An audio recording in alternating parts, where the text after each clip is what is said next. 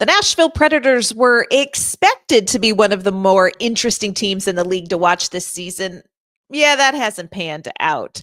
Instead, they sit near the bottom of the standings. On today's show, we're going to answer your mailbag questions about where this team needs to go from here.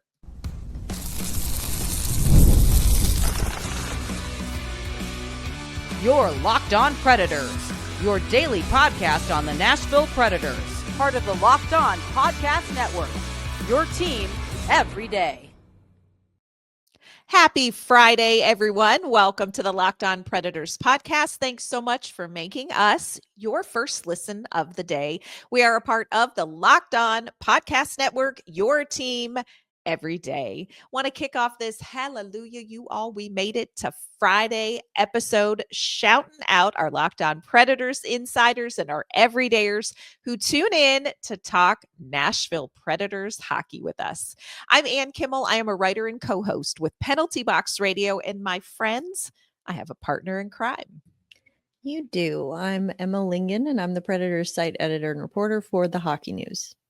Well, friends, you asked. We are trying our darndest to answer. We put out the call last week for mailbag questions, and we have been flooded with questions about this Nashville Predators team. This is definitely a season that leaves one with a lot of questions. On today's show, we're going to talk about what Barry Trotz may opt to do this offseason that could change the direction of the team going forward. A lot to get to with that. Before we dive in, do want to let you know today's episode is brought to you by FanDuel. Right now, new FanDuel customers get $200 in bonus bets if your first $5 bet wins. So, Emma, when we sent out word of a mailbag episode, we had so many questions that's, kind of about the same certain topics. On yesterday's show, we tackled things like coaching. Today's show, a lot of questions about what should Barry Trotz do in the offseason.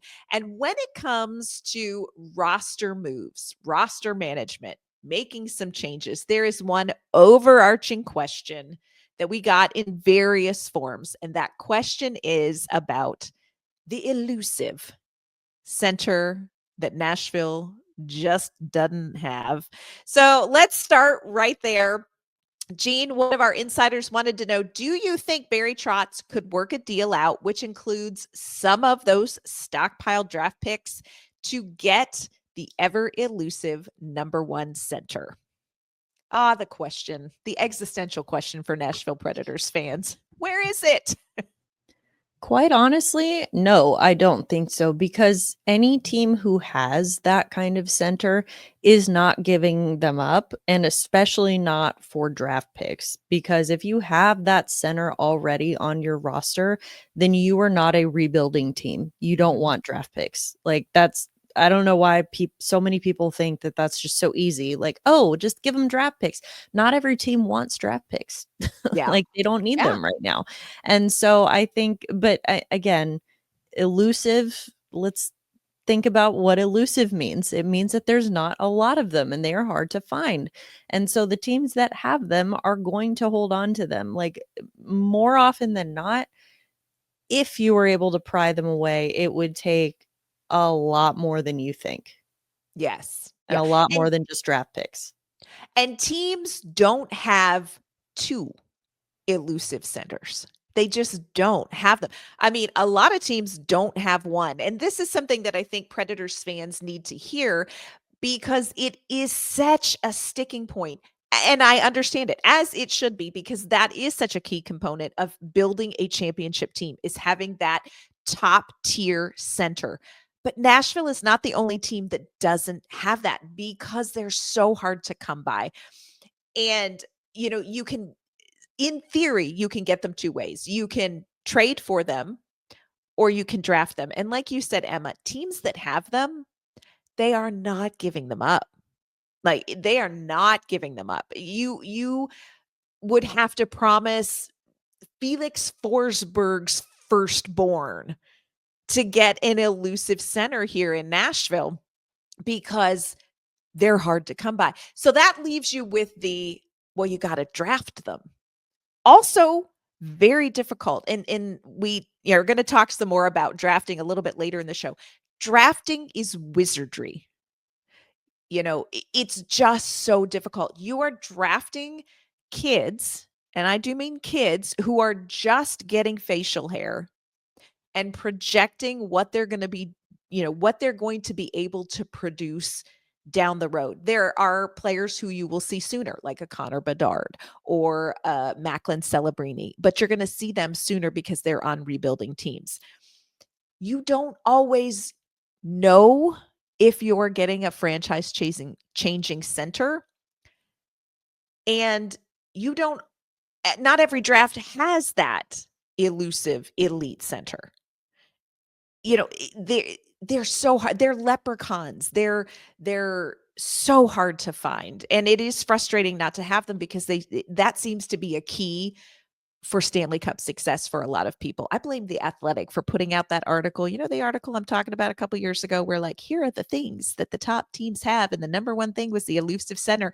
And now we all know what we're missing. Thanks, The Athletic. I think too, like it's part of it is the era that we live in, the era of instant gratification, and people have been bedarded and they've been celebrinied into thinking that if you get that, if you pick in the top 3, then that guy is going to be an immediate impact player for your team at the NHL level next year. Right. And recency, I know that's recency bias speaking because we've seen it happen now, Bedard and Celebrini, but that's not usually how it goes. It's just not. Yeah. They are the exception. The other thing is you have to remember that, and I said this, every draft does not have a Nathan McKinnon. Every draft does not have a Connor McDavid. Every draft will have multiple players who do not reach their ceiling for one reason or another. This is not, you have not watched a hockey player in juniors and seen what they're going to be like at the NHL level. Like you can watch a football player at the NCAA level and say, I know how they're going to fit in the NFL. It's not even just about chronology and time. It is about development. It is so difficult. It is so difficult. And yes, you can say, well, why do some teams get it right? Well, because they had a high draft pick and there was a Nathan McKinnon in the draft. Like even a blind squirrel could nail this if there was a young, Connor McDavid. Barry Trotz would get him. He would get him. He would. It's elusive for a reason. And it's frustrating because, like I said, thanks to The Athletic, now we all know that we don't have it. Super. Love it. So, yeah, I agree. I don't think they're going to package draft picks to get the elusive center. I think if you're going to get an elusive center, you are going to trade. You would have to trade pieces. And we're talking like Philip Forsberg, Roman Josi type pieces with like some really good prospects. And then what you got yourself an elusive center with who's playing with them. It's so tough, y'all. It's wizardry. Okay. Let's pivot to this juicy one. You are Barry Trotz. First of all, we're not, but let's play along. You can offer sheet 2 of 4, it's going to be 5, RFAs in free agency. Who are you going to choose between Matthew Nyes from Toronto, Evan Bouchard, Edmonton, JJ Peterka, Buffalo, Brant Clark, LA Kings, and then we're going to get a little bonus, Maverick Bourque from the Dallas Stars. First of all, Emma, talk us through offer sheets because they sound fantastic, but there's a whole thing there. It's not just as easy as please may I have. Fans love to talk about offer sheets. Do y'all realize in the salary cap era, I think it's like 9 players have been offer sheeted. Like it doesn't happen a lot. Yes, it happened twice last year with Edmonton and St. Louis. But again, it doesn't just happen. Like you said, it's not please can I have. It's if I am Barry Trotz and I want Matthew Nyes for whatever, pick one, I make him an offer. And then his team, the Toronto Maple Leafs, have the exclusive rights now to match that offer. And if they don't, then he becomes mine. But then I also have to send Toronto a draft pick. And the kind of compensation, it depends on how much the offer is worth, like dollar wise, which determines what, like how high the draft pick is that you need to send him in return. It's a whole thing. I don't have it in front of me, but Mathy. yeah. So you have to be an RFA for, I don't know if I said that, but you have to be an RFA to be eligible to get an offer sheet. Doesn't work on anyone else. There's other requirements, like specific requirements about it, but generally most RFAs are eligible to be offer sheeted. It doesn't happen a lot because, again, it's not like no risk. I mean, you Right. still, it's again, people love to, especially when Barry Trotz first took over, they're like, "Ooh, who you going offer sheet?" And he's like, "No one." He's like, Like, I'm new here. I'm new yeah, here. yeah. So, like, I don't know. Every once in a while, it's good for a fun story. Like a few years ago, I was in Carolina when Montreal offer sheeted Sebastian Aho. Carolina matched it, obviously, so they kept him. But then the next year, or was it the next year, that Carolina offered sheeted Jesper Kotkaniemi from Montreal, they didn't match it, and so they got their guy back. And so, I mean, every once in a while, it's good for a fun little story like that. But Yeah. I mean, they are not as commonplace as people seem to think they are. Because again, yes, the cap is going up, but if you have an RFA, their their salary or what you have to offer them basically is kind of predetermined under the CBA. With offer sheets, that goes out the window. Like, if Right. I want, Matthew Nyes is probably based on the CBA. I don't know what his next salary would be, but it would be low. It would be low because he's what, 22, and Yes. it would be kind of like a bridge deal type thing where he maybe, I mean, he's in Toronto, so like maybe, I don't know, million, 2 million, something like that. If I wanted to offer Matthew Nyes $9 million a year, I could do that. If I wanted to, I could. But then Toronto would be like, well, we're not matching that. We can't afford that. So it's like, again, it's not like you just have, like, once you make the offer, you have to actually be You have to able to, back like, it up. yeah. So I don't know. I don't see it happening this year. As far as who I would offer sheet, I do really like Matthew Nyes. He's big. He's real Oh, big. he is huge. That's a Big boy. lot of player right there. Um, he's very skilled as well. Mhm. He's kind of, people say, well, he's playing with Austin Matthews and Mitch Marner. Well, Austin Matthews has been hurt all year. He has not played well by his standards. I mean, he had 69 goals last year. He's probably going to maybe get 30 this year. Like, Yeah. that should tell you. Mitch Marner is pulling his annual disappearing act late in the year. So again, I think that you're seeing more guys like Nyes like stepping up and actually, really holding his own there. I like JJ Paterka as well. Maverick Bork's a really exciting player. I don't I see Dallas, loved watching him in the AHL. I have loved watching this kid. but I don't see Dallas ever wanting to give him up. No, Like, I just no. don't see that happening. Who are some of the others? Brant Clark with Brant LA. Clark and let's see who were the other. Oh, Evan Bouchard. Yeah, I would not. Sorry. Evan Bouchard is essentially like, not talent wise, but in terms of like style of play, basically, he is Justin Barron. He is an all offense defenseman. Yes. He doesn't do the defense. It's not like Roman Yossi, who is also very good in his own zone. Um, No. I would not only not take for me. Evan Bouchard if he came with Matthias Ekholm in his pocket. That's when I would do. That's when I would do Yes, that. I would Yeah. take that too, honestly. Oh, Matthias Ekholm, we miss you. Coming up, we're going to talk about what we think Barry Trotz needs to do at the draft.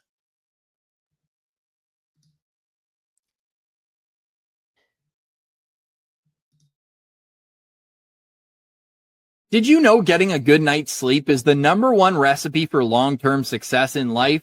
I didn't. It took me way longer to realize than I'd like to admit. It was years of tossing and turning. I was always tired. I never felt like I could live up to my potential, but not anymore. Thanks to Bear Mattress. I used their sleep quiz and I matched with the Elite Hybrid. It's perfect for side sleepers like me. Now I wake up energized. I'm getting deeper sleeps and I'm ready to attack the day. No matter how you sleep, Bear Mattress has a match for you with a focus on recovery, cooling, and pressure relief to upgrade your sleep and improve your overall quality of life. Go to bearmattress.com and use promo code LOCKEDONNHL at checkout for 40% off site-wide. This offer is not available anywhere else. You have to use my promo code on the very last page of checkout to get this discount. That's bearmattress.com and use promo code LOCKEDONNHL for 40% off site-wide. Bearmattress.com,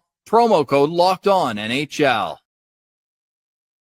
All right, Emma, we are tackling mailbag questions. Oh, we got so many mailbag questions, and a lot of them have to do with the offseason. We're going to jump into a specific question about the upcoming draft, but this is something that I wanted to touch on. You know, we talk about Barry Trotz, kind of relatively new general manager, and people have big feelings about how he has done so far. You and I have said, you know, this is a long-term gig. General managing, you're looking out a little further than maybe the fan bases or even the coaches are. So it's a little bit of a different perspective. Here's what I will say, though. Barry Trotz has done some things. Okay. He has done some things already. Signed Steven Stamkos, signed Jonathan Marchessault, was the talk of the offseason last season with going out and getting not one, but two big fish and Brady Shea. No disrespect to Brady Shea, like 2.5 big fish. But I am telling you this, the most important thing I think Barry Trotz is going to do, the move that is going to decide how fans feel about him for the next couple of seasons, is going to happen at this draft, because he is walking in with a pocket full of draft capital. And it feels like there's a lot of options. And I think what he does at this draft, Emma, I think this is going to be make or break for Barry Trotz. Like, I feel a lot of pressure and angst on his behalf. Yeah, again, I think it feels like 84 years, but it has not been that long. It's not even been 2, friends. He has not even been GM for 2 years. So I get the feeling that yes, there's going to be more pressure on this draft. Not only does he have a lot of picks, but he's going to have a pretty high pick. Yes. Which he was probably not anticipating having. No. But here we are. So yeah, there is a little bit more pressure that comes with that. Yeah, because let's face it, Nashville has not had the opportunity, as good an opportunity, to get a top pick as they will have now. And pulling somebody, drafting somebody, trading picks for somebody that could slot into a lineup that could, in theory, on paper, we all know on paper ain't real life. If we've learned anything this season, we've learned that. But you could slot somebody into a roster that could be competitive next season. Like, there is talent on Nashville's roster. They just haven't gotten it together this season.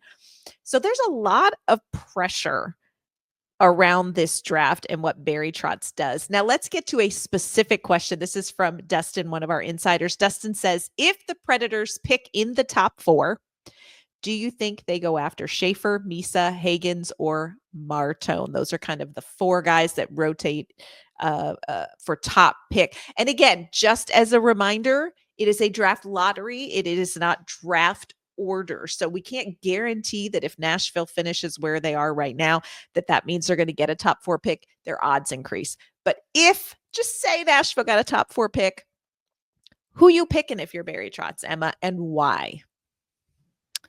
I personally would go, I would go Hagens, I think, because I think that he's the center. He's the center that you need. I think that, yes, he has maybe not quite, entering, I think, this season, he was kind of the flavor of the moment. And then he sort of fell out of favor a little bit because he had a down year by his standards. Michael Misa kind of comes in and he's the big guy, he's the one having the hot year. I would go more with, the proven track record. I think that I really like Hagens. I've seen a little bit of video of him, but and Schaefer as well, or I'm sorry, Martone again kind of got hot at the right time. Yeah. Schaefer is a defenseman, and we talk about optics a lot. Can't win with this one, Barry. If you are Barry Trotz and you have James Hagens and Matthew Schaefer. What we already have a Reed Schaefer. Thank you. Matthew Schaefer. If those are your two guys available and you don't pick the center. Oh, heaven help us. Barry. One job. That's job. All. Now, if the Predators pick third and Misa and Hagens go 1 and 2, sure, pick Schaefer. I don't think it's going to be a bad thing, but I'm just saying, if you have that top end forward talent and you don't take it. Oh, can you imagine? And that's where I'm like, please, you gotta get this right. You gotta get this right, because you probably won't have a chance like this again, and you want to get this right. I again, and we've talked about this, I don't necessarily think we have, a Connor Bedard in the bunch. I like Misa. I think he's fun to watch. He's been exceptional for a long, long time, but he's just started playing center. And we've talked about it. You need a center. I agree with you. I think Misa is the shiny new toy, and I think rightly so. His numbers are very, very good. He's, leading scorer in the OHL. What I wonder about is I'm just throwing this out here. Nightmare scenario. Let's prepare for them, friends. Is if you have Misa off the table, Hagens is off the table, let's say Martone is off the table, and you have Schaefer or like a center. This is where it gets a little hairy, because you don't want to be the GM that passes on Schaefer, but you also don't want to be the GM that has the situation Barry Trotz has, and you come away with a defenseman and not an offensive piece your team needs. And it's interesting, Nashville has said in the past that they tend to draft next best player more than specifically we are targeting a position. But if you listen to Barry Trotz, it sounds like he is going to have to go into this draft, and he has kind of said, we're going to address the center with the draft. So, well, there's also like tiers of talent within the draft, right? So I think if you're in a position like Schaefer is in like tier 1, he is, he's up there. If you're in a situation where he is available to you and all of those other guys that we just mentioned are gone, you take him. You have to take him. I don't think anyone's faulting. Like, I understand, the optics are bad, but like, that is the type of player that you take, especially when you have 3 picks in that first round. You can go, and if you're just going to get a meh center, then you can get him later in the round. Like, you don't need, again, if your options are a meh center or Matthew Schaefer, you take Matthew Schaefer. Yeah. But again, that seems like a very hypothetical, not realistic situation. But just saying, like, it's important to remember that all first rounders are not created equal. Yeah, absolutely. The draft is going to be fascinating this year. And, Barry Trotz has said, look, I'm going to go out there and I'm going to do some scouting myself. So with the picks that they have, with where this team is in the standings, it's going to be a really interesting draft to keep your eye on. And like we said, Barry Trotz, this feels really, really important. This feels really, really important. Coming up, we are going to talk about what Barry Trotz could do in the offseason with the roster already on paper before him. Today's episode is brought to you by 5 Hour Energy. Daylight savings snuck up on us again. And if you are feeling that lost hour of sleep, 5 Hour Energy has your back. The extra sunshine means more time for fun, but sometimes you need that little boost to power through. Whether you are staying up late watching that NCAA tournament, squeezing in a round of golf after work, or you're just trying to keep up with your busy day, 5 Hour Energy gives you that quick, refreshing pick-me-up whenever you need it. Whether you're at a game or traveling, 5 Hour Energy is easy to grab, and it keeps you feeling refreshed when your schedule is jam-packed. Head to 5hourenergy.com to find over 15 flavors to choose from, including watermelon, blue raspberry, and peach mango. You can even build your own 12-pack or 24-pack delivered right to your door. Need one now? Grab a 5 Hour Energy shot at your local grocery or convenience store. They're everywhere. Stock up today and stay energized.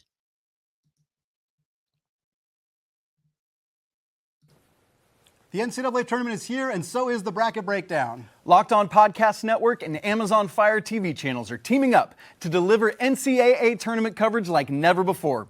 Watch studio shows featuring former players and Locked On's local experts as they guide you through every upset, buzzer beater, and bracket matchup. Stream it all for free on Amazon Fire TV channel. Search Bracket Breakdown to see it all for free. It's your team every day. All right, Emma, diving into mailbag questions, really focusing on off-season work that Barry Trotz has in front of him. It wouldn't seem so busy, but the regular season has been a dumpster fire, y'all. There is work to be done. So let's dive into this question. Who do you think, Emma, stays, and who do you think could go in the off-season? Well, as we've talked about before, there's not a whole lot of wiggle room in terms of who can stay and who can go. Because again, like with all the no movement and no trade and all of that on there, there's really not a whole lot to work with. If you're looking at guys like who could be moved, I mean, well, here, let's start with the easy ones. Like, okay, Kiefer Bellows, no. He gone. Andreas Englund, probably also gone. Yeah. Like, and then the rest of the, I mean, those are like the no-brainers. But then you look at some of the others, it's like, okay, Forsberg, Stamkos, Marchessault all have no move. You know, guys like Cole Smith, Ryan O'Reilly, Michael Bunting, they're all technically available. Like, you can move them, but I just don't see any of those guys getting moved in the off season. Mm-hmm. And as far as, you know, the defense, obviously Yossi and Shea not going anywhere. Lausanne, you're probably, even if you wanted to trade him in the offseason, you probably, his value has never been lower because he hasn't played, because he's been injured. So it wouldn't really be prudent to do that. I say if you can get rid of Justin Barron, do it. But I mean, I don't think that's going to happen. Yeah, I don't know. It's hard because I think that all these other guys that have kind of become pieces that you weren't expecting to be pieces on this roster, like, you know, Nick Blankenberg, for example, still has another year on his contract. I think if all goes as it should, we do not see Sir Blankenberg in Nashville next year. And he's a great story. I like him a lot. I don't think we see him in Nashville, barring an injury or something next year. Like, don't expect him to be in your top four. But as far as like who I would trade or get rid of, like, there's really not a whole lot you can do. Not a lot of movement. There's really not. Yeah, which is so interesting because Barry Trotz at the trade deadline, realistic look at where this team is. He's like, yeah, we got to get some of these young players up and get them moving. And you know, the plan is in pen, the path is in pencil, but you have to be able to pencil in some of these young players, and there aren't a ton of slots. So you have to choose wisely. And again, there's not a lot of shifting. One of the players I know that was specifically asked about is Luke Evangelista. He's going to be an RFA after this season. I'll tell you something right now, friends. I'm going to say it. I'm going to say it out loud where y'all can hear. If Luke Evangelista is moved off this roster, I'm going to lose it, and it's going to be hideous. and just because I think, and we've talked about, he has been a healthy scratch, you all. He has been a healthy scratch, and we've talked about our big feelings about that. You do not have a body of work yet to look at Luke Evangelista and go, we could trade him. Don't. I will lose my Jesus. My hockey Jesus will be lost if they cut bait on Evangelista. I'm just putting it out there, Emma. Heard it here first. You might see some things if it happens. Surely they would not. I mean, right, Emma? he's in the final year of his ELC. So I see him probably getting signed to like a bridge deal. Right. Like a 2-year, $3 million or $4 million, something like that. Like that's realistically what I see happening. Yeah. Surely you all are not gonna. Surely. But I think it's going to be interesting again, because you hear one thing, and one of our insiders made such a great point. We talk about inconsistencies on the ice, but there's also inconsistency when it comes to messaging from general manager versus coaching, in the sense that Barry Trotz is saying, we want to get these young guys in here. We need to get them in here. We need to give them an opportunity. Well, logistically, you got to move somebody. And practically, you don't see him getting like the leash is still short, Emma. We have not found Bruno a retractable leash. We just haven't found one for him yet. And I don't know.